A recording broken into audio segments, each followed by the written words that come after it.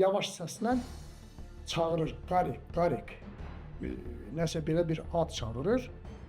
O saat bildim ki, ermənidir. Bir nəfər qaçaraq gəldi, özünü qayadan tulladı aşağı. Qalıb dincini alsan, yorğunluğunu çıxarmaq istəsən, donursan. General onun yaxasından tutdu, silahını əlindən aldı. Dedi ki, səni güllələyəcəm.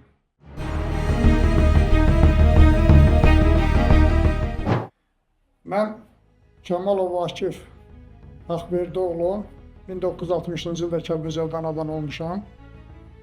1987-ci ildə Azərbaycan Kənd Təsərrüfatı İnstitutunu bitirmişəm. Orada hərbi kafedrandə bitirmişəm və ehtiyatda olan leytenant olaraq Kəlbəcər rayonunda işləməyə başlamışam. Düşmənin bilməməsi üçün tam gizli şəraitdə göndərildik. Bölüklər bir gün qabaq, bizdən qabaq getmişdi. Biz minamyot bateriyası olaraq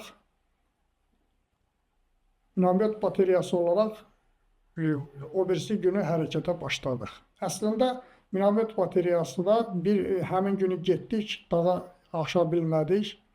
Bərk boran oldu dağda, bərk tufan oldu, geri qayıtmalı olduq. O birisi günü təzədən əsgərləri yığdım, əsgərləri təlimatlandırdıq və axşam 31 dekabrda axşam əsgərləri cərgəyə düzərək onlara minamyot mərmiləri yüklədik, ərzaq, konserva, sursat, patron daha doğrusu hər bir əsgər üçün 300, 400, 500 patron verdik və axşam saat 9-da hərəkətə başladıq. Bu vaxtı Murov dağlarına doğru Murov silsiləsini aşmaq üçün bizə Sabir Mehdiyev bələdçilik edirdi. O Murov dağlarını hardan aşmaq, necə keçmək yollarını yaxşı bilirdi. Biz axşam hərəkətə başladıq. 100, 200, 300 metr irəliləyirsən, tam yorulursan, tərin içində qalırsan, nəfəs təngiyir. Dağa qalxmaq əlbəttə çətin işdir. Yüksəkliyə qalxdıqca oksigen azalır və insan nəfəs alması çətinləşir. Biz o cümlədən minamyotu götürmüşük. Minamyotun 80 dənə mərmisini yük çantamıza yığmışıq. Bundan başqa minamyotun özünü də 3 yerə bölüb sac ayağı, qayçıvarın ayağını, bir də lüləsini ayrı əsgərlərə təhkim eləmişəm və beləliklə hərəkət edirik. Qar dizdən yuxarılara qalxdıqca daha çox qar olur. Dərələr sovrulmuş qarla dolu olur. 10 metr, 8 metr, 15 metr hündürlüyündə qar yığınının arasından keçməli oluruq və çox çətinlik. Bununla belə orasını deyim ki, əgər qalıb dincini alsan, yorğunluğunu çıxarmaq istəsən, donursan. Bunun üçün də vaxt yoxdur ki, sən orada artıq 5 dəqiqədən artıq, 3 dəqiqədən artıq dayanasan ki, uzun müddət yorğunluğun çıxsın. Bu mümkün deyil. Çünki dayandın, donmalısan. Qar əriyir, ayaqqabılarımıza dolurdu. Ayaqqabıların da içərisi su ilə dolu olur. Hərəkət eləməsən, qarın içində donmalısan. Bu da ölümdirim. Təbiətlə bir növ, düşmənlə yox, təbiətlə ölümdirim savaşına çıxırsın. Beləliklə, çox çətinliklə həmin axşamı hərəkətə başladıq. Səhər açılanda artıq Murov dağlarının zirvəsindəydik. Və maraqlı bir epizodla danışacağım. Murov dağının zirvəsindən artıq bizim irəlidə getmiş bölükləri görürdük. Onlar bozdu kəndinin yaylaq damlarının ətrafında görünürdülər və qarışqa boyda görüşürdü. Belə deyək. Elə bir ki, təyyarədən, elə bir kosmosdan yerə baxırsan. Elə bir vəziyyətdə görünürdülər.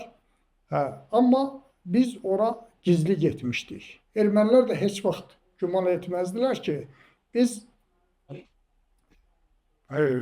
onların deməli, arxasına belə keçə bilərik və qışın bu sərt qışın sərt təbiətinə sinə gərib Murov dağlarını aşa bilərik. Bu, deyərdim ki, Azərbaycan ordusunun ən şanlı, şərəfli döyüş yollarından biri idi. Beləliklə, biz Murov dağının başında baxdıq ki, biz çadıra bükülmüş nəysə pal-paltar var idi. Çadırı qaldırıq, qar üstünü örtmüşdü. Qarı təmizlədik əlimizlə. Üstünü açdıq ki, Kəlbəcərin işğalı zamanı Təkə Qayası kəndindən bir nəfər, kimsə, onu tanıyanlar oldu. Gətirib, atla yük gətirib, dağın başında qoyub, ikinci dəfə qayıdıb gətirəndə 8 yaşlı uşağı ilə bərabər ermənilərə əsir düşmüşdü. Həmin adamın yükünü biz orada tapdıq və orada şəkillər, albomlar da var idi. Baxanlar, o kəndlərdən olanlar da var idi. Tanıdılar ki, filan kəsdir. Təəssüf ki, adı yadımdan çıxıb. Sonralar eşitdim ki, həmin adam sonralar əsirlikdən qaça bilmişdi. Həmin Təkə Qaya kənd sakini. Təəssüf ki, adı yadımdan çıxıbdı. Biz Murov dağını yenməli olduq. Yenəndə də yenə eyni əziyyətlə, eyni əzab-əziyyətlə gedirik, qara bata-bata. Elə yerlər var idi ki, 200, 300, 500 metr sürüşməli olurduq qarın üstü ilə. Otururduq, sürüşürdük düz, bərələrdə gedib dururduq. Bir-birə kömək eləyirdik, bir-birə dayaq dururduq. Beləliklə, getdik, axşam çatdıq Tabor komandirinin yanına. Mən məruzə elədim ki, gəlmişik, 50 nəfər əskərdir, minamyotu gətirmişik, 80 dənə mərmisini gətirmişik və əlavə olaraq da təsərrüfat tağımının əskərləri ərzaq gətirib sizin üçün. Beləliklə, ərzaqı da bölüşdürdük əskərlər arasında. Onlar da az da olsa qidalandıq. Sonra zabitlər komandirin ətrafında toplaşaraq əməliyyat planını hazırlamağa başladıq. Əməliyyat planı belə olmalı idi ki, səhərə yaxın düşmən üzərinə hücuma keçək. Onu da belə planlaşdırdıq ki, 3 qrupa ayrılmalıyıq. Bir qrup kəndin sağ tərəfindən hərəkət edib gizlincə Bozdu kəndinin ayağını, aşağısını yolu bağlamalı. Bir qrup sol cinaqdakı yüksəklikləri tutmalı. Üçüncü qrup birbaşa kəndə hücuma keçməli idi ki, ermənilərin qaçan qüvvələrini də aşağıda yaxalaya bilək və həm də gecə vaxtı bu əməliyyatı həyata keçirək ki, ermənilər qaçmağa macal tapmasın. Çox yaxşı plan idi. Beləliklə, qərar aldıq ki, səhər saat 4-də hərəkətə başlayaq. Səhər saat 4-ə qədər də o yaylaq damlarında ocaq yandırdıq, ayaqlarımızı qurutduq, çəkmələrimizi qurutduq və geridə qalmış ərzaqımız nə var idisə, onları da yedik. Beləliklə, səhər saat 4-də qalxaraq yenidən əskərlərin silah sursatını, geyimlərini, digər şeyləri yoxladıq. Minamyotu ve yenə əlimizdə daşımağa başladıq. Hər bir əsgərin epikirovkasını yoxladıq. Beləliklə hərəkətə başladıq. Dağın döşü ilə getdik. Bizə, orasını deyim ki, bizə əlavə olaraq Kəlbəcər polislərinin 60 nəfər canlı qüvvəsi də verilmişdi və bizim komandirin sərəncamına verilmişdi. Onlar da bizimlə bərabər hərəkət edirdilər. Beləliklə biz saat 4-də hərəkətə başlayan yenə qarın içi ilə, qara bata-bata dağın quzey yamacı deyirlər, qarlı aşırımı ilə hərəkətə keçirdik və orada da eyni qaydada qara bata-bata gedirdik. Beləliklə səhər açılanda artıq biz kəndə yaxınlaşmışdıq. Bölüklər hava işıqlandığı üçün əməliyyat planında nəzərdə tutduğumuz kimi sağdan soldan hərəkət eləməyə imkan tapa bilmədik. Artıq düşmən bizi görmüşdü və birbaşa düşmən üzərinə hücuma keçdik. Döyüş başladı. Döyüş, irəlidə döyüş gedir. Biz də arxada minamyot bateriyasını, minamyotu hazırlayırıq ki, döyüşə kömək eləyək. Beləliklə biz minamyotu qurduq və mərmini lüləyə saldıq, açılmadı. Təzədən mərmini çıxardırdıq, minamyotun içərisini silirdik. Çünki o qarın içində o qədər minamyotun lüləsinə o qədər qar dolmuşdu, su dolmuşdu ki, o da buzlamışdı içərisini, mərmi gedib oturmurdu. Beləliklə 3-4 dəfə tələm-tələsik, bəlkə də bir neçə dəqiqənin içərisində tələm-tələsik bunu silib təmizləyəndən sonra, dördüncü dəfə təmizləyəndən sonra mərmi atıldı. Və elə bu vəziyyətdə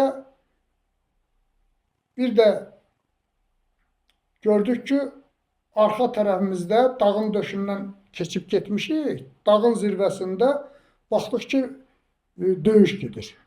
Avtomatların səsini eşitdik, qayıtdıq qeyri-ixtiyari olaraq geriyə baxdıq ki, görək bu kimdir? Bir də baxdıq ki, bir nəfər qaçaraq gəldi, özünü qayadan tulladı aşağı. Bir nəfər isə üzü arxaya tərəf, Murov dağlarına tərəf qaçdı. 7-8 nəfər, 8 nəfər saya bildim mən. 8 nəfər də çıxdı, onların arxasınca qaçdı. Sən demə, bunlar bizim artilleriyanın kəşfiyyatçıları imiş. Abbasov Hicran, Leytenant Abbasov Hicran və 2 əskərlə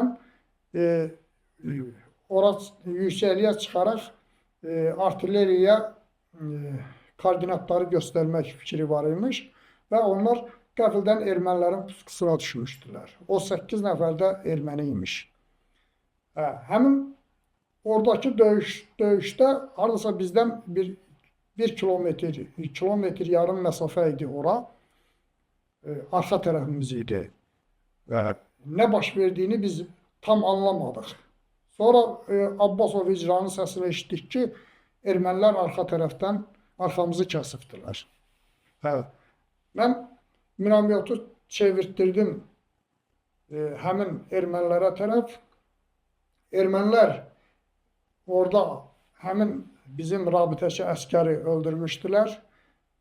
Heydərov Vagil və Abbasov icranla digər əskər qəfil puskudan qaça bilmişdilər.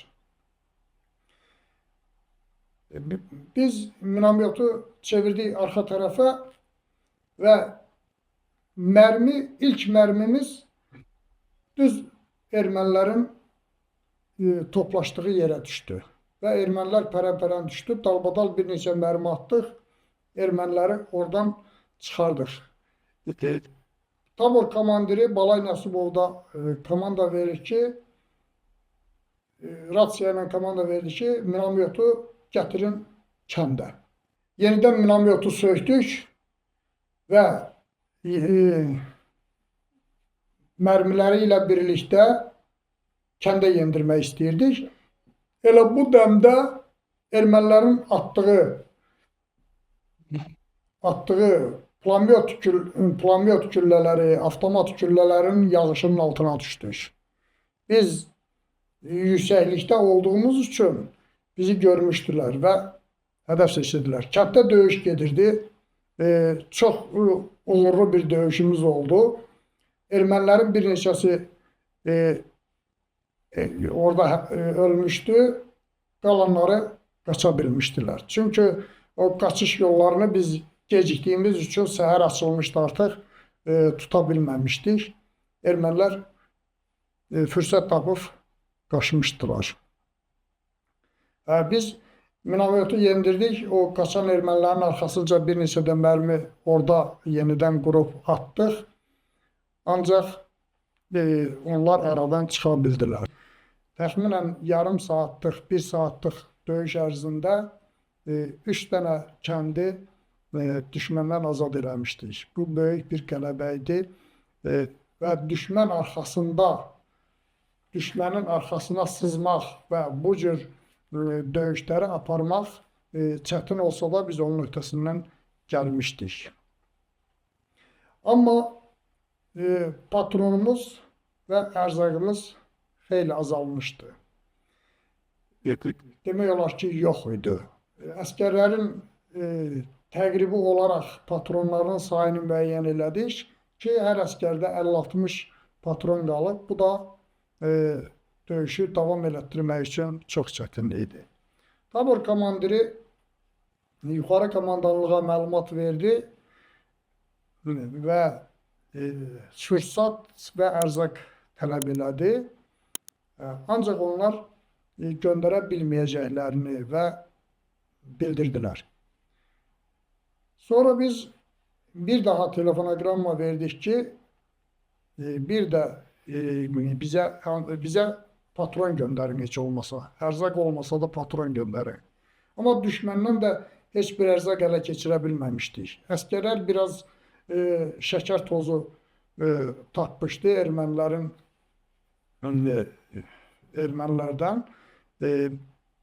Çörək da yox idi. Heç bir şey tapa bilməmişdik. Beləliklə artıq axşama yaxın idi. Düşmən maşınlarla uzaqdan izləyirik.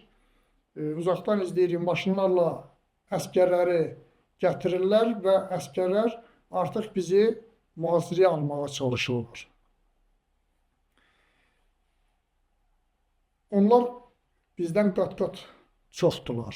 Buna baxmayaraq biz döyüşü davam elətdirmək fikrindəyik və heç vaxt heç kəsin ağlına gəlməzdi ki, yenidən ac, susuz, qarın, boranın içərisində geriyə qayıda bilərik və yaxud bu əməliyyat baş tutmaya bilər.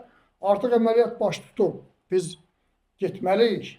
Biz daha da irəli getməliyik. Ancaq digər taborların, hərbi hissənin digər taborlarının, Murov dağının digər hissələrindən hücuma keçmələri, onların irəliləyişi haqqında heç bir məlumatımız yoxdur. Sən demə, onlar gecikibdilər, onların irəliləyişi ləngiyibdir. Ona görə də biz qalmışıq çıxılmaz vəziyyətdə. Axşamüstü tabor komandirinə məlumat gəldi ki, səlahiyyəti tabor komandirinin özünə verir, özü bilər. Tabor komandiri də baxdı ki, sursatımız yox, ərzaqımız yox, mühasirə vəziyyətindəyik. Ermənilər arxamızı yenidən kəsibdilər. Döyüşə çıxmaq əmri verdi. Və biz geriyə çıxmalı olduq. Lakin ağlımıza gəlməzdi ki, ac-susuz sağ-salamat gəlib çıxa bilək. Bu çox çətin idi. Bunun üçün deməli geriyə çıxanda artıq minamoyotu aparmağın da faydası yox idi. Minamoyot mərmilərinin hamısını atıb qurtarmışdıq və biz özü qalmışdı. Onu da orada bir dərədə qarın içərisində gizlədik və hərəkətə başladıq. Artıq burova qalxırdıq. Beləliklə mən Bozdu kəndinin aşağı hissəsində 5 əsgərlə mövqedə dayanmışdım. Oradan ermənilərin qüvvələri bizi mühasirəyə almağa çalışırdı. Orada dərənin 2-3 dərənin qovuşduğu bir yer var idi. Orada o düşməni ateş altında saxlayırdım ki, arxa tərəfimizə, meşə tərəfdən arxamıza keçə bilməsinlər. Buna görə də biz 5 nəfərlik qüvvə ilə lap axırda qalmışdıq. Sonra əsgərlərdən birini göndərdim ki, öyrənsin, görsün bizimkilər hardadır. Hələ komandirin geriyə çıxma əmrini biz bilmirik. Əsgər xəbər gətirdi ki, bəs bizimkilər geriyə çıxırlar, biz də çıxmalı olduq. Beləliklə gəldik yenidən o yaylaq damlarında. Kimisi ayağını ocaq yandırdıq, ayağımızı qurutduq. Kimisi elə ayağı qurumamış dağlara qalxmağa başladı. Beləliklə biz yenidən burava qalxmağa başladıq. Ermənilər bizi top ateşinə tutdular həmin vaxtı. Top mərmiləri ətrafa düşür, qəlpələr ətrafımıza yayılır. Lakin pərakəndə atış olduğu üçün bizə zərər yetirə bilmirdi. Həmin döyüşdə biz tərəfdən 2 nəfər yaralanmışdı. Biri ayağından yaralanmışdı, biri də üzündən qulağını kəsib keçmişdi güllə, deşib keçmişdi. Demək olar ki, itki vermədən o kəndləri azad eləmişdik. Buna görə də geriyə çəkilmək düzgün plan deyildi. Amma komandirimiz, yenə deyirəm, düzgün qərar vermişdi ki, geriyə çəkilir. Orada qalsaydı hamımız həlak olarıq. Döyüşü davam elətdirsəydik. Daha doğrusu davam elətdirməyə patronumuz yox idi. Murova qalxanda artıq gecə düşmüşdü. Geriyə qalan əsgərləri də topladıq. Təxminən 50-60 nəfəri mən qabağa düşüb gedirəm. Çoxu yolu tanımır, izi tanımır. Ancaq dağları səmt tutub gedirik ki, o dağdan gəlmişik, oradan da aşmalıyıq, yenidən o bir üzə. Qabaqda gedirəm, qarı yara gedirəm, axırda yoruldum. Mən də yoruldum. Əsgərlər məni qayanın bir yarığına düşmüşdüm, qarın içinə. Məni qaçdılar, çıxartdılar. İstədilər ki, mən biraz dincimi almaq istədim. İstədilər ki, onlar da mənim yanımda qalsınlar, gözləsinlər. Dedim, yox. Qalsanız donarsınız, hərəkət eləyin. Bunlar hərəkət elədi, sıranın axırına qaldım. İstədim hərəkət eləyib, gördüm, yorulmuşam, gedə bilmirəm. Əsgərlər də artıq gedib, aralışı varsa 200-300 metr. Səslərini də eşitmirəm. Qarı da külək sovurur, izləri də itir. İzlərini də görə bilmirəm.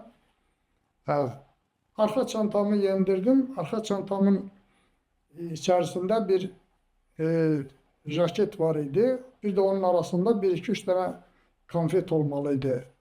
Əlimi saldım, konfetlərdən birini çıxartdım, yedim, amma gördüm ki, gücüm tükanıbdır, gedə bilmirəm.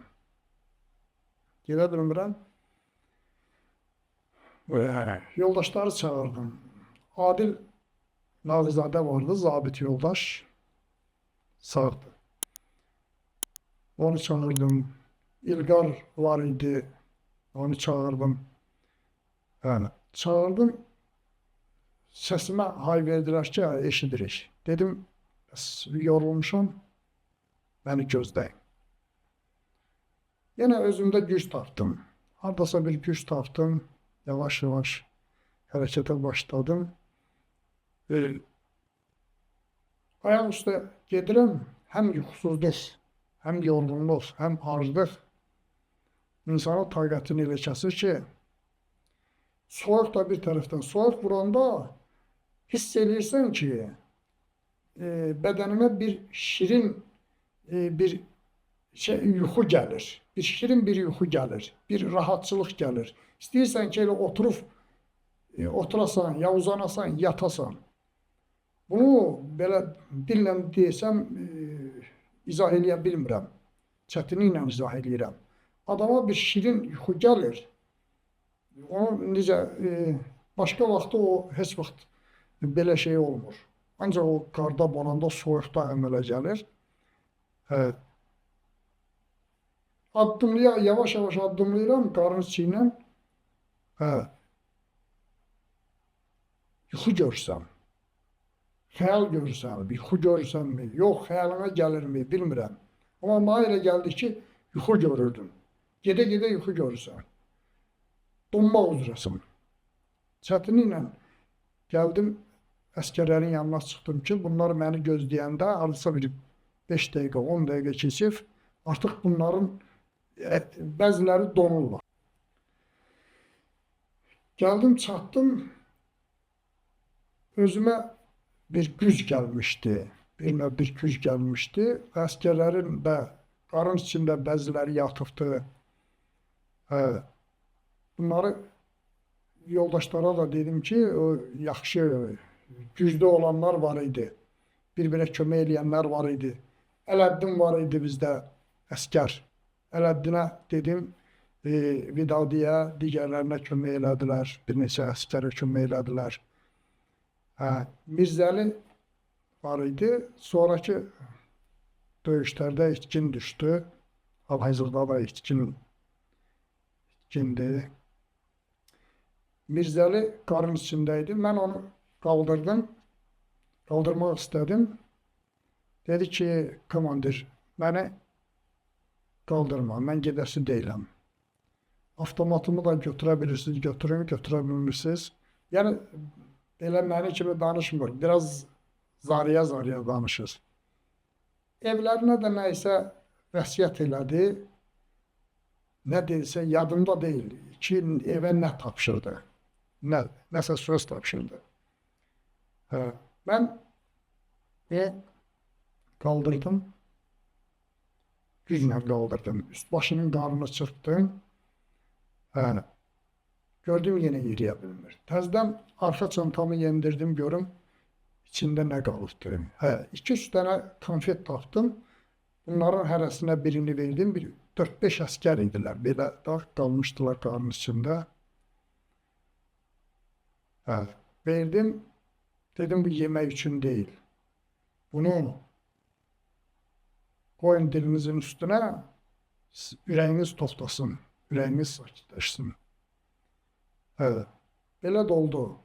Onlar biraz özlərində güc tapdılar və onları qaldırdıq, üstlərinin qarnını çırpdıq, yavaş-yavaş hərəkətə başladıq. Həmin gecə, bütün gecə yol gəldik. Deməli, Murovun başına sabah o birisi günü işıqlaşanda çatdıq. Oradan Zivlən kəndinə, Daşkəsənin Zivlən kəndinə enmək daha asan idi. Təxminən 2 saata oraya enə bilərdik Murovun başından. Amma bizdən qabaq polislər və əskərlərdən bir neçəsi getmişdi və cığır açmışdılar, iz var idi. Əskərlərdən də bir neçəsi dedi ki, komandir, oradan gələndə qara bata-bata gəlmişik, gəlin bu cığır açmış, əskərlər getmiş yerlə gedək. Bizdə də əlimizdə xəritədə yoxdur ki, görək məsafə nə qədərdir, hara gedə bilərik, bu yol bizi hara para çıxara bilər. Çoxumuz tanımırıq oraları. Hə. Neyse fikrimizi dəyişdik. Zivlən kəndinə yox, o çığırla Murov dağlarını enməyə başladıq. Getdik. Çığırla enəndən sonra Koroğlu dağının arxa tərəfindən keçirik. Gəldik. 8 saat yol gəldik. Halbuki 2 saata Zivlən kəndinə yenə bilərdik. Deməli, elə yerlər var idi ki, çığırı izi itirmişdik. Orada yol yox idi daha doğrusu. Gəlirsən, dərələrə düşürsən, qayalıqlara düşürsən, çınqıllıqlara düşürsən, çınqıllığı keçə bilmirsən. Elə yer var idi ki, çınqıllığı keçə bilmirsən, qayalıqda ilişib qalırsan, təzədən yolunu dəyişirsən, yenə qara bata-bata və orada çay var idi, dərə ilə axırdı. Çaya batırırıq, çayın üstü buz bağlanmışdı, hərəkət eləyəndə buzlar qırıldı, çaya düşdük. Düzdür, dərin çay deyildi, amma ayaqlarımız suya batdı. Beləliklə çox çətinliklə həmin günü təxminən saat 3-4 olardı, gəldik Daşkörpü. Murova qalxan yolun yaxınlığında bizim hərbi hissənin çadırları var idi. Daşkörpü deyirdi ora. Qədim bir Daşkörpü vardı, elə yerin adına Daşkörpü deyirlər. Orada çadırlarımız vardı, gəldik ora çıxdıq. Oradakı əskərlər bizə çay verdilər, bizə konserva açdılar, isitdilər. O konservadan bir balaca tikə götürdüm, suyuna batırdım. O tikəni nə qədər elədim, o da bilmədim. Artıq o qədər qar yemişdik, o qədər buz yemişdik yollarda. Boğazımız bir növ yeməyi, ərzaqı qəbul eləmirdi. Çətin, əzablı bir yol gəlmişdik. Ancaq uğurlu bir əməliyyat eləmişdik, dağları aşmışdıq. Ancaq uğursuzluqla nəticələnməsi isə yəqin ki, yuxarı komandalıqdan asılı idi. Beləliklə, mən elə orada bir əskərlər bir çay verdi, içdim. Elə orada da çadırda yuxuya getmişəm. Bir də gördüm, məni kimsə oyatdı, əskərlərdən biri ki, komandir, sizinkiləri çağırırlar. Bizim də əskərlər, bir 60-70 nəfərə qədər əskərimiz var idi orada. Gəldim ki, General Nəcməddin Sadıqov, o vaxt baş prokuror var idi, Əli Ömərov, bir də baş prokurorun mavini var idi, Eldar Həsənov. Onlar orada bizim əskərləri cərgəyə düzüldülər, Daşkörpüdə. Gəldim, generala dəqlad elədim, məruzə elədim ki, döyüşdən çıxmışıq, komandirin əmri ilə çıxmışıq, itkilərimiz var. Bu isə bizə inanmadı. Tutdu yaxamdan ki, bəs sən niyə ölməmişsən? Dedim ki, ölənlərimiz çoxdur. Hələ dəqiq siyasını bilmirik. Amma bilirəm ki, qarda boranda və acından susuzdan həlak olan əskərlərimiz var. Onlar gəlib çıxa bilməyistilər. Beləliklə, generalı inandıra bilmədik. Dedi ki, bu saat qalxırsınız yenidən Murova. Orada mənə məruzə edirsən ki, bu əskərləri gətirmişəm. Saydı 50 nəfər. Mən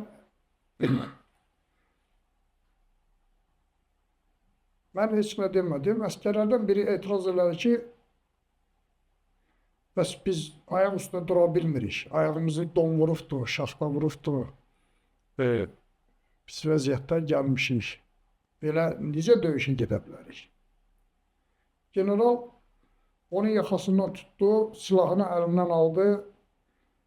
Dedi ki, səni güllələyəcəm. Baş prokuror Əli Ömərov da dedi ki, cəza verirəm, apar güllələ. Bu əskəri götürüb aparıb körpüyə tərəf aparır. Şəxsən mən çox narahat oldum.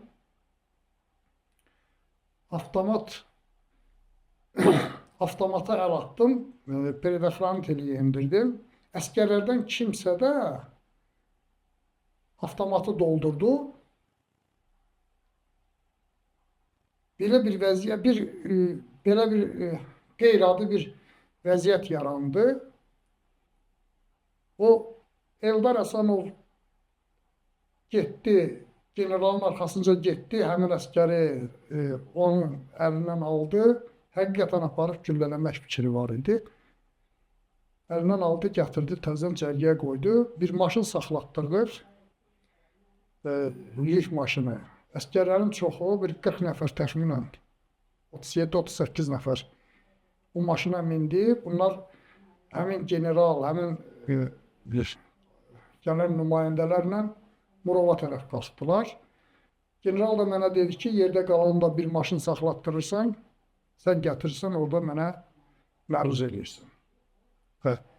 Yerdə qalanlar da hamısı ayaqlarına don vurmuş əskərlər, hamısı sızındaşır, qışqırır, acından susuzdan yolun içinə uzanıbdılar, qarın içinə uzanıbdılar. Bir maşın gəldi, mən də onları yenidən maşına qaçdıq, özümdə getdik Murova doğru. Murov dağlarında yol evi var idi. O vaxt bizim hərbi hissənin qərargahı orada yerləşirdi. Getdik ki, orada bizim komandir Balay Nəsimov da gəlib. Nəsimova məruz elədim ki, bəs general bizi qaytardı bura. O da deyir ki, bizim tabura istirahət veribdilər. Mən Eldar Həsənovu çağırdım. Ona generalın bizi təhqir eləməsini dedik ki, bizə fərarı deyir, biz döyüşdən qaçmışıq. Ona gedin deyin ki, biz döyüşdən qaçmamışıq. Biz komandirin də buradadır. Komandirin əmri ilə gəlib çıxmışıq. Belə səhvlər eləməsin. Bizim tabor deməli, qospitala, xəstəxanaya yerləşdirilən əskərləri çıxmaq şərti ilə bizə 5 gün, bir həftəlik istirahət verdilər. Artıq yanvar ayının 8-i 10-udur. Bizim hərbi hissənin digər taborları döyüşə başlayıb. Murov dağının güzgü aşırımı, Ömər aşırımı istiqamətindən hücumu davam elətdiribdilər və Meydançay ərazisində düşmənin böyük qüvvəsini darmadağın edirdilər. Burada da fərqlənən taborlar 5-ci tabor, bir də 1-ci tabor olmuşdu. Çox yaxşı əməliyyat planına əsasən onlar Meydançay döyüşlərində düşməni ağır itkilərə məruz qoymuşdular. Bizim tabor isə o xəstəxanalara, hospitallara düşən əskərlərdən başqa yerdə qalan əskərlərimizi, zabitlərimizi yenidən topladıq və yenidən həmin bizim hərbi hissənin digər hücum edən taborlarına kömək məqsədi ilə hərəkətə başladıq. Gecə bizə əmr gəldi ki, tabor qalxmalıdır və yuxarı geriyə qalxmalıdır. Həmin mövqeləri təhvil verib, başqa tabora təhvil verib geriyə qalxmalıdır. Biz təhvil verdik, gecə maşınların işığını yandırmadan çətinliklə də olsa geriyə çıxdıq və orada bizə məlumat verdilər ki, tabor başqa bir istiqamətdə düşmən arxasına göndərilməlidir. Və bizim taboru artıq bir 10 günün içərisində ikinci dəfə düşmən arxasına göndərmək qərarı alındı. Beləliklə, biz birinci taborla birləşərək Susuzluq dağına doğru hərəkətə başladıq. Susuzluq dağının da yüksəklikləri düşmən əlindədir. Düşmən qüvvələrinin əlindədir. Amma biz düşmənə görünməmək üçün 8-9 saat ərzində qarla dolu dərələrlə, çətinliklərlə yenə hərəkətə başladıq. Susuzluq dağına çatanda gecə idi. Deməli, iki erməni postunun arasında olan bir boşluğa, yüksəkliyə çıxdıq. Və orada sağ, sol erməni postlarını ateşə tutduq. Ermənilərin mövqelərində yerləşdik. Ermənilər itki verdi, bizdən itki yox idi. 6 nəfər ermənilərin meyidi qalmışdı həmin postlarda və birinci tabor sol cinahda yerləşdi. Bizim üçüncü tabor isə sağ cinahda yerləşdilər. Həmin oradan biz Yanşaq kəndinin, Kəlbəcərin Yanşaq kəndinin də olan ermənilərin bütün hərəkətlərini gündüzlər dayandıra bildik. Və oradan iri çaplı pulemyotlarla düşmənin bütün hərəkətlərini dayandırdıq və düşmənə ağır itkilərə məruz qoyduq. 3 gün o dağda qaldıq. Qarın boranın içində qalmaq isə yenə də bizim alnımıza yazılıbmış. Elə qar yığınının içərisini oyurduq. Girib orada heç olmasa küləkdən daldalanmaq istəyirdik. Soyuqdan daldalanmaq istəyirdik. Ondan sonra balaca bir adamlıq, bir adam da yox. Belə də bir 30-40 santimlik bir deşik açırdıq qarın içində. Girib orada küləkdən, soyuqdan daldalanırdıq. Beləliklə 3 gün Susuzluq dağında qaldıq. Yuxarı komandanlığa məlumat verirdik ki, biz çətinlik çəkirik, soyuqdan çətinlik çəkirik. Düşməndən yox. Bizə icazə verin, hücuma gedək. Hücuma can atırdıq. 3-cü günün axşamı, gecəsi daha doğrusu, məlumat gəldi ki, səhər tezdən hücuma gedirik. Həmin gecə düşmən bizi top ateşinə tutdu. Mərmilər ətrafımıza düşür və yaxud başımızın üstündən ötüb Murovdakı maşın yollarına, yeganə olan belə deyək, təchizat yollarımızı vururdular. Beləliklə səhər açıldı. Biz 3-cü tabor olaraq sağ cinahdan Susuzluq dağına, Susuzluq kəndinə hücum elədik. Birinci tabor isə Yanşaq kəndinə hücuma keçdi. Onu deyim ki, bizim komandir Balay Nəsibov yaralandığı üçün hospitala getmişdi. Onu qərargah rəisi Feyruz Alışov əvəz eləyirdi. Feyruz Alışovun komandanlığı altında 10-12 zabit və bir tabor, təxminən 350 əskərlə biz Susuzluq kəndinə hücuma keçdik. Orada o qədər sərt, geniş dağlar idi ki, oradan Dağların da döşü buz bağlayırdı. Oradan sürüşmək, düz gedib erməninin içində durmaq deməkdir. Suzluq kəndini düşməndən azad elədik.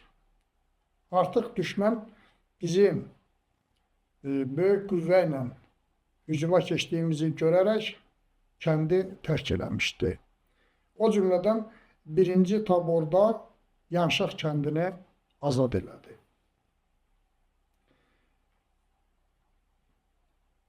Düşmənin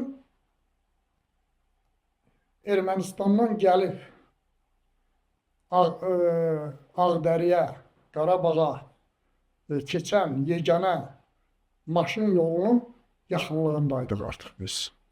Beləliklə bizə Çəpli kəndi var, həmin maşın karvanlarının keçəcəyi kənddir, onun yaxınlığından keçir. Tərtər çayının qolu olan Qamışlı çayının o tayından. Bizə əmr verildi ki, həmin kəndi götürməliyik. Biz 3-cü tabor olaraq mən bir bölüyə komandiri edirdim. Sağ cinahımda da Məmmədov Mürşid komandanlıq edirdi bir bölüyə. 2 bölüklə biz hücuma keçdik. Daha doğrusu yavaş-yavaş gizli olaraq Çəpli kəndinə yenirik. Yüksəklikdən, Suzluq kəndindən yenirik aşağı. Orada qayalıqlar var. Qayalıqlara çatanda ermənilərin böyük bir maşın karvanının gəldiyini gördük. Çox böyük qüvvə idi. Biz mövqeləri seçdik, komanda verdik. Əskərlər hərə öz mövqeyini tutdu qayalıqlarda. Yəni orada təbii əllə qazılmış, əllə hazırlanmış səngər yox idi. Təbiətin özü bir səngər idi. Ağac dalında, daş dalında, qaya dalında, yarğanların kənarında, dərələrdə, təpələrdə özümüzə mövqe tutduq. Və düşmənin karvanını izləməyə başladıq. Maşın karvanı gəldi, bir neçə tank BMP ilə müşayiət olunur. Gəldi, Çəpli kəndini artıq keçmişdilər. Qamışlı kəndinə yaxınlaşanda ateş əmri verdik. Ateş əmri verdik və maşın karvanlarına çox böyük sürətli atəşlə onları darmadağın elədik. Hərbi hissənin iri çaplı pulemyotları, zenitli pulemyotları da bizə kömək elədi bu döyüşdə. Biz maşın karvanını dağıtdıq. Maşınlardan ikisi yandı. Qalan maşınlar, BMP'lər hamısı qoydular. Düşmən qaçmağa çalışdı. Qaçmağa da yeri yoxdur. Biz yüksəklikdəyik. Onları bir-bir görürük. Gözümüzün qarşısındadır. 400-500 metrlik məsafədir. Biz onları məhv eləməyə başladıq. Təxminən 1 saat, saat yarım gedən döyüş ərzində biz onların böyük bir karvanını dağıtdıq. Çəpli kəndinə yenirdik. Məmmədov Mürşidin dəstəsi bizdən qabaq çatmışdı. Bir də qışqırdılar ki, ermənilər var burada. Biz əvvəlcədən bilirdik ki, ermənilərin əsas qərargahı, onların hərbi hissələrinin qərargahı məhz Çəplidə həmin evlərdə yerləşir. 2 dənə ev salamat qalmışdı, qalan kəndi yandırmışdılar.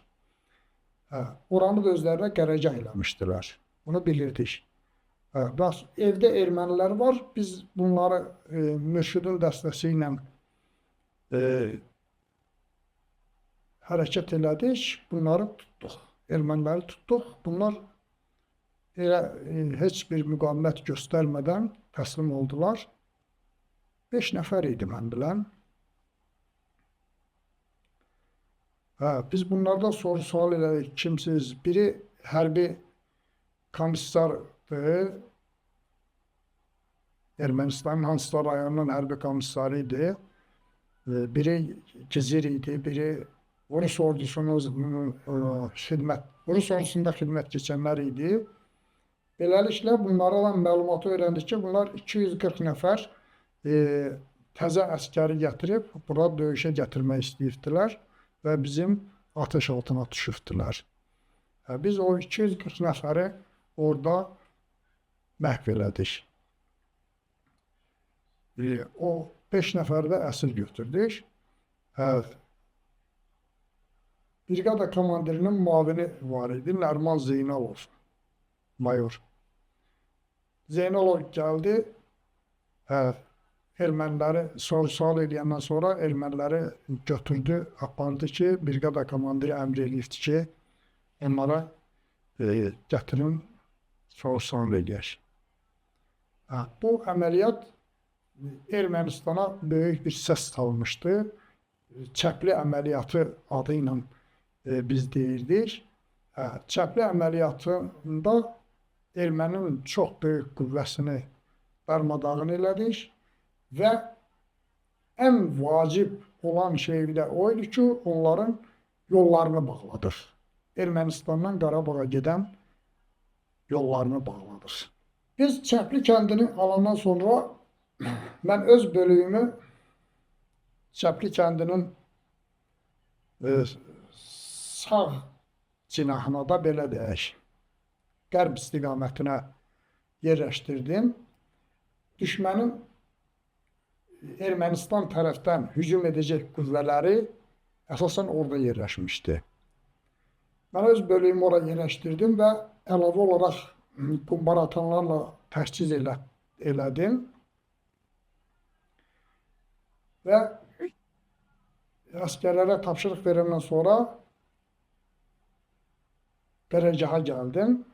Komandir oradaydı, Alışov Feyruz.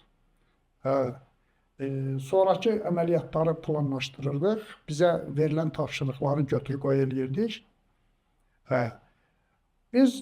Bizə tapşırıq olmuşdu ki, hərəkət etməliyik, yenidən düşmən arxasına hərəkət etmək. Artıq bu 3-cü dəfə idi. Bizim tabor 3-cü dəfə idi ki, düşmən arxasına göndərilirdi. Qanlıkənd var. Qanlıkənd istiqamətinə hərəkət edib, düşmənin arxasından sağ istiqamətə hücum eləyib, Dəmirçi damında ermənilərin yolunu bağlamaq. Artıq burada yolu bağlamışıq, həmin yolda gəlir. Artıq biraz qərb istiqamətində yolu bağlamaq tapşırığı bizə verilmişdi. 3-cü dəfə idi ki, bizim tabor, yenə deyirəm, düşmən arxasına göndərilirdi bu bir ay ərzində. Artıq yanvar ayının 23-ü idi. Biz ermənilərdən götürdüyümüz bir UAZ markalı velisi idi, 6 maşını idi, bir piyadaların döyüş maşını idi, zirehli maşın və bir dənə tankların vurmuşduq. Bir də ki, ermənilərin meyitləri yol boyu səpələnmişdi. Çay qırağı yol boyu səpələnmişdi. Onlardan putus tank əleyhinə idarə olunan raket götürmüşdük, digər sursatlar götürmüşdük, onların ərzaqını ələ keçirmişdik. Orada xeyli ərzaqları var idi. Gecə postları yoxladım və bir daha komandirin yanına gəldim. Heç kim yatmamışdı. Biz bu qələbə münasibəti ilə bir daha təbrik elədik. Gecə özümüzün qarşımıza qoyulan yeni plan haqqında götür-qoy eləməyə başladıq. Necə getmək, hara getmək, neçə nəfərlə getmək, necə hərəkət eləmək haqqında söhbət eləyirdik. Amma bizim arxa tərəfimizdə, sağ cinahımızda Bozdu, Babaşlar, Təkəqayası kəndləri hələ də düşmənin əlində idi. Orada döyüş gedirdi. Bizimkiləri irəliləməyə imkan vermirdilər. Biz isə bir növ aşağıya düşmüşdük, dərənin içinə düşmüşdük. Bizim durduğumuz Çəpli kəndi taktiki nöqteyi nəzərdən çox təhlükəli bir yer idi. Yəni bizi orada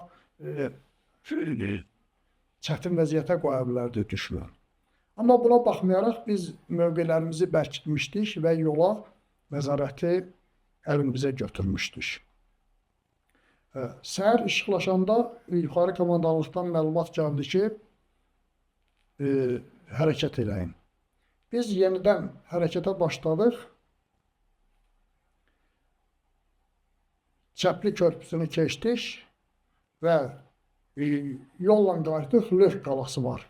Qalanın altından Qanlıkənd istiqamətinə qalxmağa çalışdıq. Ora çox qalın qar olduğuna görə o istiqamətə gedəmədik. Biraz sol tərəfdən dərə yuxarı Atdaşı deyilən Qanlıkənd ilə Güney Pəyə kəndlərinin aşırımı var. O da bir dağ aşırımıdır. O aşırıma doğru hərəkət elədik. Biz aşırıma çatanda artıq günorta idi. Yəni düşmən arxasına gedirik. Dərə ilə gedirik ki, düşmən bizi görməsin. Amma günüz gedirik. O mütləq düşmən bizi görmüşdü. Buna baxmayaraq biz qorxmadan gedirik. Düşmən arxasına da qorxmadan gedirdik. Beləliklə biz Atdaşı deyilən yüksəkliyə çıxdıq və orada əsgərləri meşədə, dərənin içərisində daldalandırdıq ki, gözləyin. Biz zabitlər çıxdıq orada mövqelərimizi müəyyən eləmək üçün yüksəkliyə çıxdıq. Bu vaxtı bizdən arxa istiqamətdə baxdıq ki, üç nəfər var meşənin içərisində yüksəklikdə durubdular.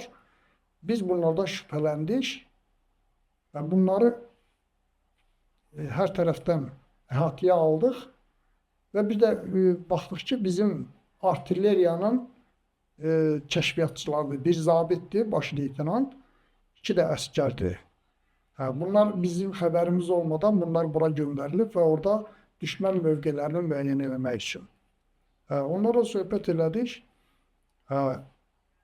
Sonra bizim qarşı tərəfdə Qanlıkənd kəndinin üstündə yüksəkliklərdə, bizdən də hündür yüksəkliklərdə yenidən hərəkət gördük, düşmən hərəkəti gördük. Atdaşı deyilən yüksəklikdə müşahidə aparırıq. Əvvəlcədən də kəşfiyyat müşahidəsi olubdu bizim tabur tərəfindən. Məmmədov Mürşid, Ümbətov Eldar və bir neçə əskərimiz orada kəşfiyyat aparıbdılar ki, orada düşmən mövqeləri yoxdur. Lakin düşmən mövqelerini görə bilməyibdilər. Sən demə, düşmənin içərisindəymişik biz. Biz orada olarkən müşahidə aparırıq. Ermənilər artıq Zod istiqamətindən, Göyçə istiqamətindən, qərbdən hücum elədilər. Hansısa bir 400-500 əskərlə 12 dənə də zirehli texnika ilə hücuma keçdilər və bizim dünən azad elədiyimiz Çəpli kəndinə hücuma keçdilər. Biz artıq bu biri tayda qalmışıq, o tayda qalmışıq.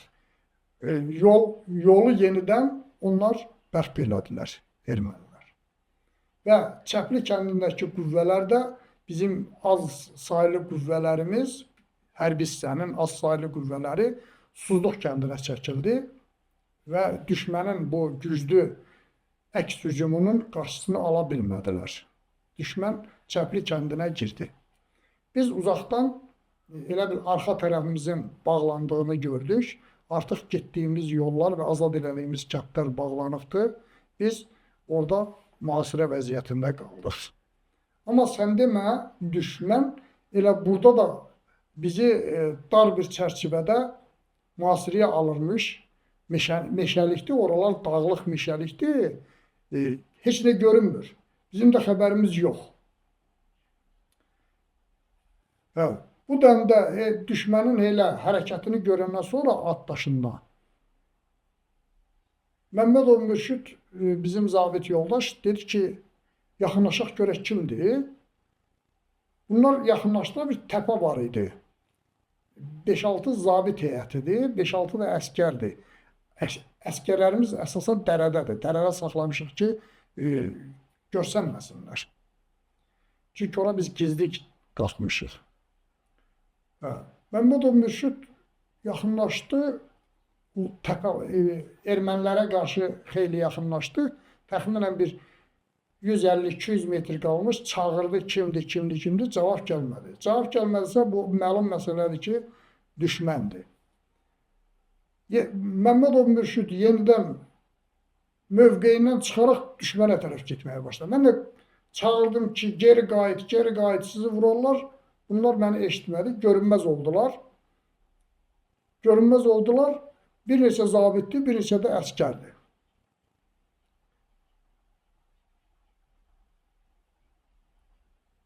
Mən yanımda olan, deməli, komandiridir, Alışov Feyruzdur, mənəm.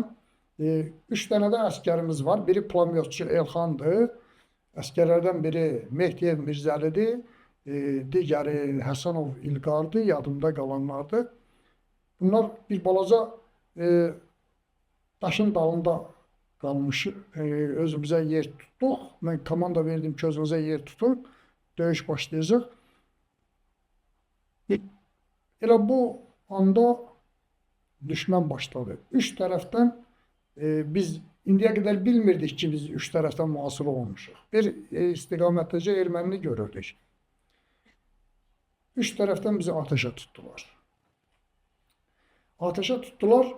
Döyüş meydanına girmiş Məmmədov Mürşidin dəstəsi tam ateş altında qaldı. Onları xilas eləmək üçün, onları döyüş meydanına çıxarmaq üçün plamyotla başladıq, avtomatla atdıq. Tağım komandirlərini göndərdim ki, əskərləri çıxarsın, əskərləri təzədən mövqelərə, təpələrə yerləşdirdim. Çox ağır bir döyüş başladı. Başımızı qaldırmağa imkan yoxdur. Hər tərəfdən yağış kimi güllələr gəlir. Döyüş meydanında qalmış əskərlərin səsi gəlir, kömək istəyənlər var, yaralananlar var, qışqıranlar var. Biz döyüşü davam elətdirdik. Yuxarı komandalığa komandir məlumat verdi ki, bəs burada mühasirədə döyüşürük. Bizə kömək. Oradan soruşdular ki, topla kömək eləyək. Dedi, yox, top nədir? Yaxındır, məsafəmiz yaxındır. Düşmənə də dəyə bilər, bizə də dəyə bilər toplarımız. Onun üçün də dedik, BMP-lərlə ya Zenitlə, plamyotla kömək eləyin. Onlar bizə kömək elədilər. Döyüşü davam elətdiririk. Bizə tapşırıq verdilər ki, ancaq davam elətdirim. Döyüşü davam elətdirim, tərpənməyin yerinizdə. Beləliklə, döyüş başlayır, atırıq.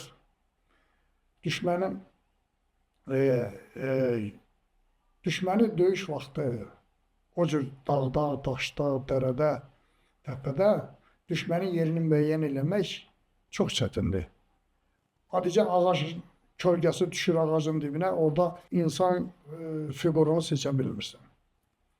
Çox çətindir. Amma mən əvvəldən durbinlə baxmışdım, ermənilərin mövqeyini görmüşdüm və orada bir hündür təpədə ağacın dalında gizləndiklərini, yerini bilirdim. Artıq indi durbin yoxdur. Avtomatı götürdüm. Baxdım ki, elə oradadılar. Oradan atdılar. Həmin o döyüş meydanında qalan əsgərlərimizə atdılar. Nişan aldım, düşməni vurdum. Pulemyot sustu. Aradan biraz keçmiş, gördüm ağacın dalını aşağı yummalandı. Qaraltısını görürsən, bilmirsən nə baş verir. Bir də yenidən pulemyot atmağa başladı. Burada da bizim mövqeyimiz üç tərəfdən güllə yağışının altında olduğuna görə tam diqqətlə müşahidə apara bilmirsən. Başını çıxardırsan, bir-iki ateş açsan, düşmən ateş açan kimi başını yayındırırsan ki, güllədən özünü qoruyasan. Beləliklə, ikinci pulemyotçunu da vurdum. Artıq yerini bilirdim. İkincini də vurdum. Ondan sonra pulemyot atmadı. Bir də səs eşitdim ki, arxa tərəfimizdə getdiyimiz Çəpli kəndi ilə həmin Atdaş arasındakı meşədir. Arxa tərəfimiz dağın döşüdür, yamaçdır, meşədir. Baxdım, səs eşitdim ki, oradan nəsə səs gəlir. Səs gəlir. Alışov Feyruz da mənim yanımdadır. Rasiya ilə danışır. Yuxarı komandanlıqla danışırdı. Mən sürünə çıxdım təpiyə. Təpiyə çıxmaqda güllənin altına çıxmaq demək. Güllə yağışının altına çıxmaq demək. Hədəf, birbaşa hədəf deməkdir. Da başqa çıxış yolu yox idi. Çünki arxamızı düşmək kəssəydi, daha ağır itkilərimiz ola bilərdi. Onun üçün də mən orada müəyyən eləməliydim, görüm arxadan gələn səs kimin səsidir. Sürünə çıxdım. Elə ora təpənin belinə çıxmışdım. Gördüm bir nəfər meşədə aşağı səslə yaxınlıqdadır, 50-60 metr. Yavaş səslə yaxın çağırır, qari. Yavaş səslə nəsə belə bir ad çağırır. O saat bildim ki, ermənidir. Ad çağırır. O saat bildim ki, ermənidir bu. Üstümdə qumbaralar var idi. Üz aşağı, dağın döşü ilə üz aşağı atmaq asandır. Uzaq məsafəyə atmaq olur.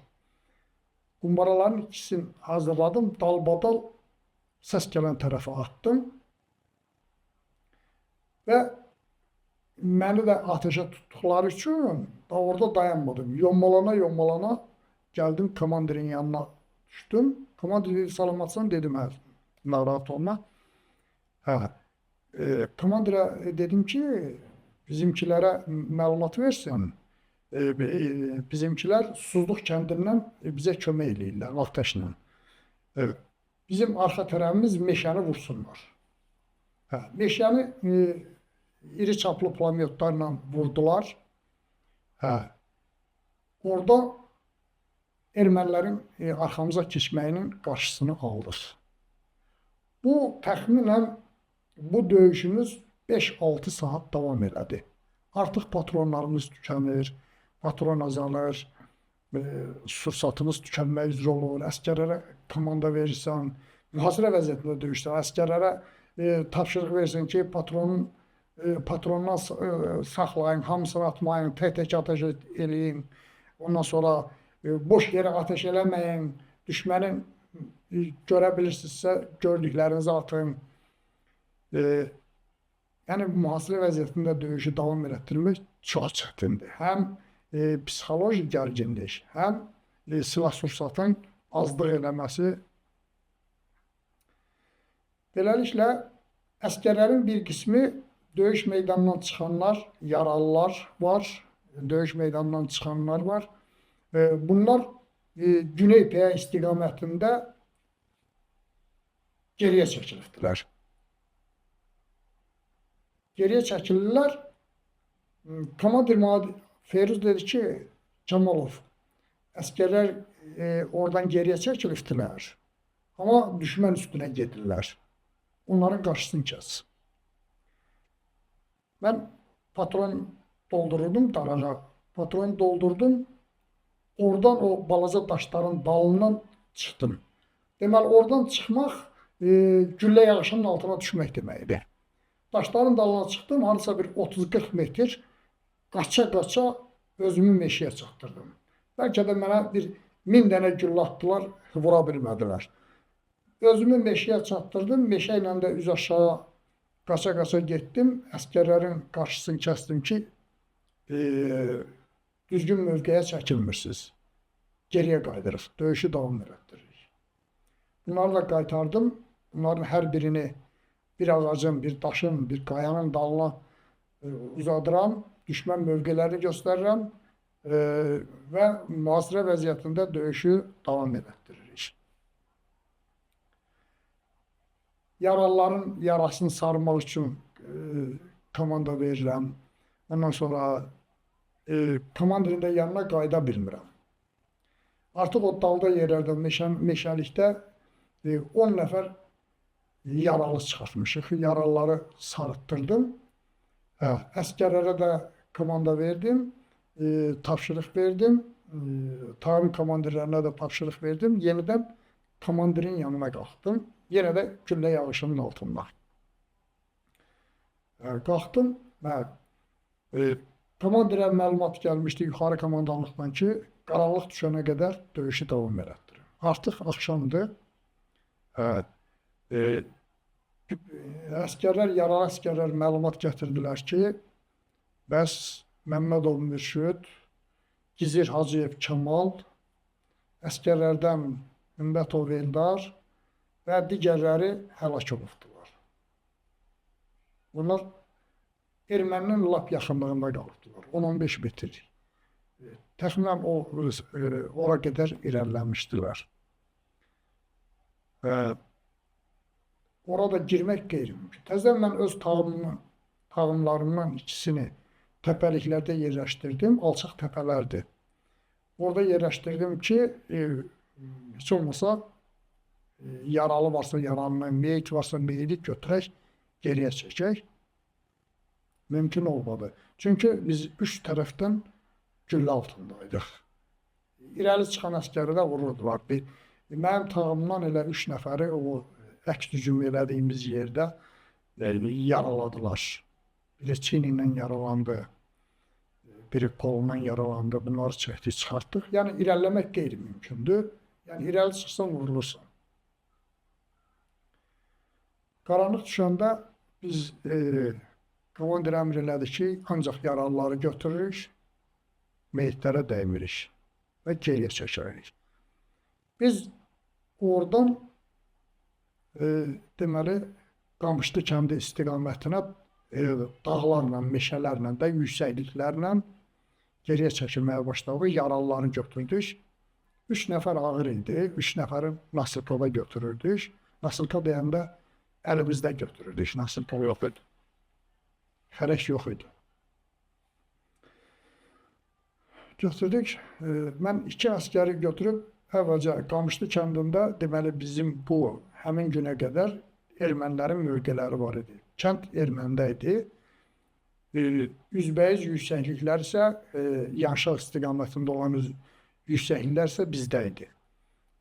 Biz indi düşmənin arxasından hərəkət edib yenidən Yanşaq istiqamətinə getmək istəyirik. Hardasa üst-üstə götürəndə bir 15-20 kilometr məsafədir. Biz bu məsafəni gedirik. 2 əskər götürdüm. Qabaqda bir 200-300 metr gecənin qaranlığıdır. Kəşfiyyat edirəm. Meşə ilə, dərələrlə, uçurumlarla, elə yerlərlə keçmişik ki, heç günüz çağı oradan keçmək qeyri-mümkündür. Mən kəşfiyyat aparıram, qabaqda gedim, kəşfiyyat aparıram ki, orada heç kim yoxdur, düşmən yoxdur, düşmən mövqeyi yoxdur. Əskərin birini arxaya göndərirəm, gedir, hərəkət edirik, gedirik biraz, bir də. Gəldik, Qamışlı kəndinin yuxarısında körpü var.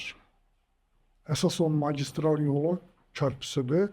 İndi oradan keçməliyik. Körpünün də düz üstündə hündür qayalıqlarda ermənilərin mövqeləri yerləşirdi.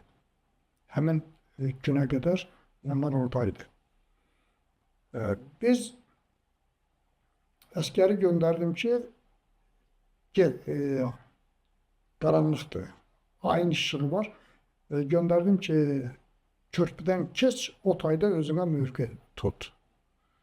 Gördüm, əskər tərəddüd edir. Dedim, yaxşı, siz burada məni qoruyun, mən körpüdən keçirəm, biraz getmişdim, əskər gəldi ki, yox, tamam, sən burada qal, mən keçim, sonra sən keçərsən. Adı yadımdan çıxan əskərim, mən bilən Ziyəddin idi. Ziyəddin adında əskər idi, Cəmillidən olmalıydı. Və əskər getdi, körpüdən keçdi, atış da olmadı. Sonra mən keçdim, o bir əskəri də göndərdim ki, xəbər elə, arxadan gəlsinlər, təhlükəsizdir. Keçdik. Sən demə, ermənilər elə həmin sahada 1 saat, 2 saat qabaq həmin mövqələrini tərk eləmişmiş.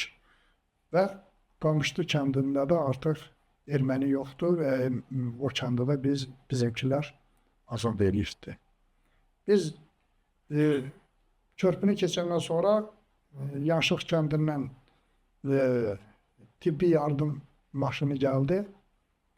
Yaralıları qoyduq maşına, özümüz isə piyada qalxdıq Yaşıq kəndinə.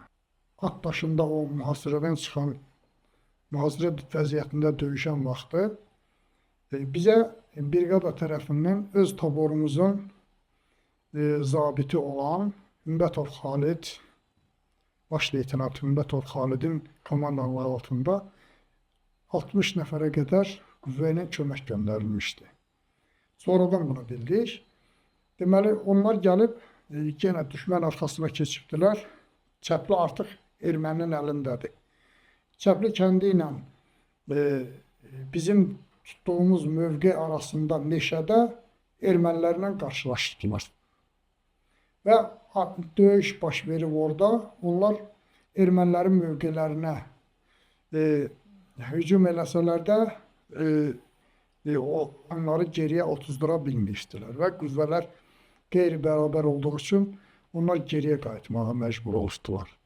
Və axşam da gəlib Qamışlı çayını geriyə keçən vaxtı özümüzünkilər tərəfindən bilmədən güllə atılıb bir əskərimizi yaralamışdı. Yəni ölüm olmamışdı. Beləliklə deməli bizim orada mühasirə mövqeyində döyüşdüyümüz vaxtı briqada uzaqdan iri çaplı pulemyotlarla köməyindən başqa bizə heç bir başqa kömək olmadı. Ancaq öz atıcı silahlarımızla düşmən qüvvələri ilə 6-7 saat mühasirə vəziyyətində döyüşdük. Yaşıq kəndinə qalxdıq həmin gecə.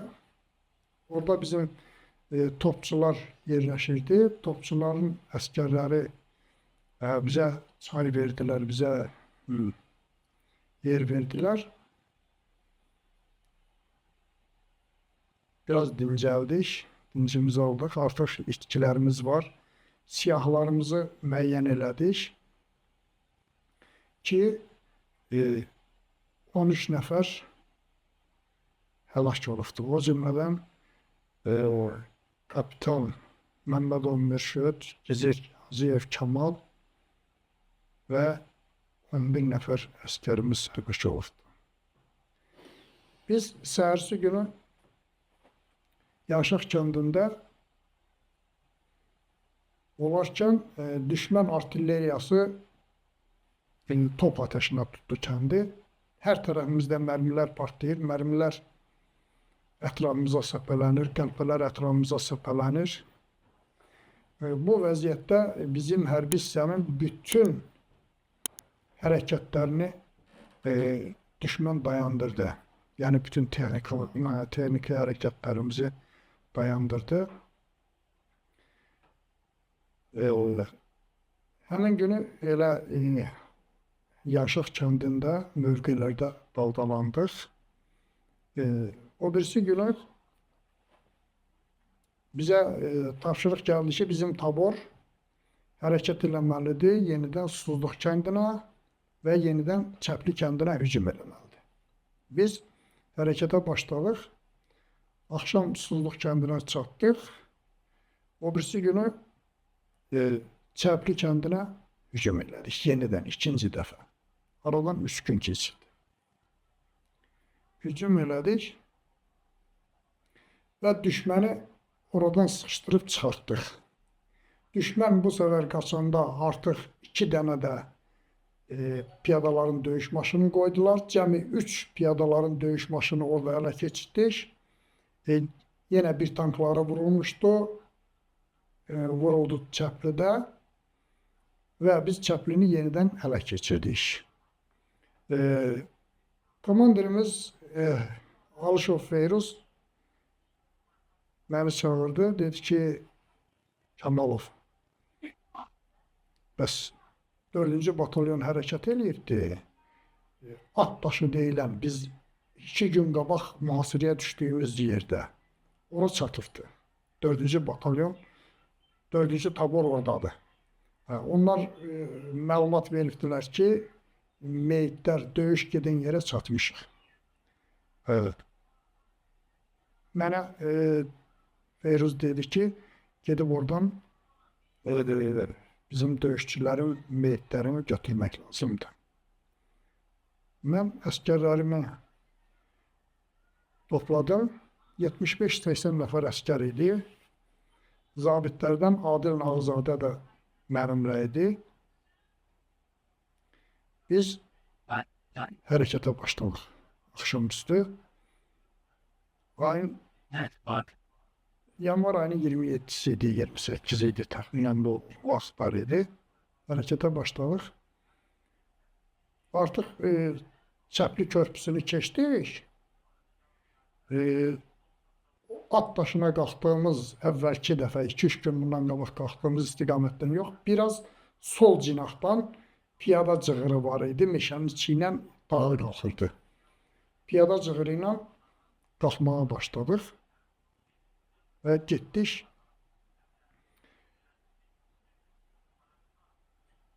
İki gün əvvəlki mühasirəyə düşdüyümüz yerə çatdıq. Və elə bu anda düşmən bir də bizi atışa tutdu və ateş yağmurunun altında qaldıq.